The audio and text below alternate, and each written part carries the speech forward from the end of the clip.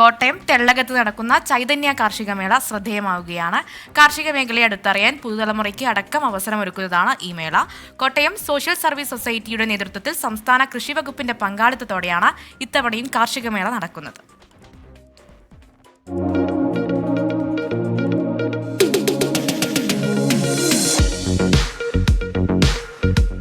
മധ്യ കേരളത്തിലെ തന്നെ പ്രധാനപ്പെട്ട കാർഷിക മേളയായി മാറിയിരിക്കുകയാണ് ചൈതന്യ കാർഷിക മേള. കാർഷിക മേഖലയിലെ ഓരോ മാറ്റങ്ങളും നേരിട്ട് കണ്ടറിയാൻ സാധിക്കുന്ന ഒരേയൊരു മേളയാണിത്. കർഷകർ ഉൽപ്പാദിപ്പിക്കുന്ന ഉൽപ്പന്നങ്ങൾ നേരിട്ട് പ്രദർശനത്തിന് എത്തിക്കുന്നു എന്നത് തന്നെയാണ് എടുത്തു പറയേണ്ട പ്രത്യേകത.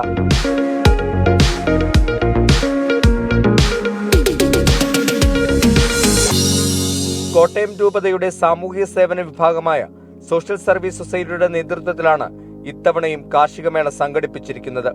കൃഷി കൂടാതെ പരിസ്ഥിതി, വിജ്ഞാനം, ആരോഗ്യം, മൃഗസംരക്ഷണം എന്നുവേണ്ട എല്ലാ മേഖലകളും ഈ മേളയുടെ ഭാഗമായിട്ടുണ്ട്.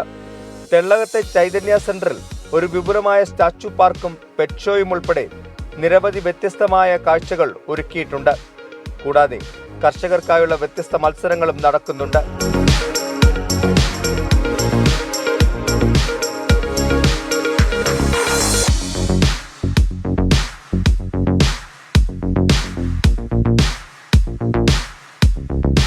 എട്ട് ദിവസങ്ങളിലായിട്ട് വൈവിധ്യങ്ങളായ ക്രമീകരണങ്ങളോടുകൂടിയാണ് നമ്മൾ ഈ മേള ക്രമീകരിച്ചിരിക്കുക. കോട്ടയം സോഷ്യൽ സർവീസ് സൊസൈറ്റിയുടെ നേതൃത്വത്തിൽ തന്നെ 5 ജില്ലകളിലായിട്ട് കോട്ടയം, ഇടുക്കി, ആലപ്പുഴ, പത്തനംതിട്ട, എറണാകുളം ജില്ലകളിലായുള്ള സ്വാശ്രയ സംഘാംഗങ്ങളുടെ വാർഷിക വരവ് കൂടിയായിട്ടാണ് ഈ മേള നമ്മൾ സംഘടിപ്പിക്കുക. തുടർച്ചയായി 25ാമത്തെ വർഷമാണ് കാർഷികമേള സംഘടിപ്പിക്കുന്നത്. ഇത്തവണയും സംസ്ഥാന കൃഷി വകുപ്പിന്റെ പിന്തുണ മേളയ്ക്കുണ്ട്.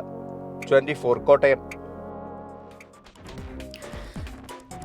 അതെ, അപ്പൊ അങ്ങനെ കാർഷിക മേളകളുടെ ഒരു പ്രത്യേകത എന്ന് പറഞ്ഞു കഴിഞ്ഞാൽ പുതിയ തലമുറ കൃഷിയിൽ നിന്ന് അകലുന്നു എന്നൊക്കെ പറയുന്നവർക്ക് ഈ കാർഷിക മേള കുറച്ച് അട്രാക്റ്റീവ് ആയിട്ടൊക്കെ വരുമ്പോൾ തീർച്ചയായിട്ടും അതിലേക്ക് കൂടുതൽ പേരെ യുവതലമുറയെ ആകർഷിക്കാനുള്ള ഒരു മാർഗം കൂടിയാണിത്.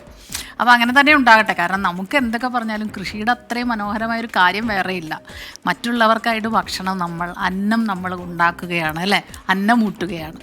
അപ്പോൾ അതിൻ്റെ ഒരു പ്രാധാന്യം വളരെ പ്രധാനപ്പെട്ട മേളയിലേക്ക് ആളുകൾ കൂടുതൽ എത്തട്ടെ.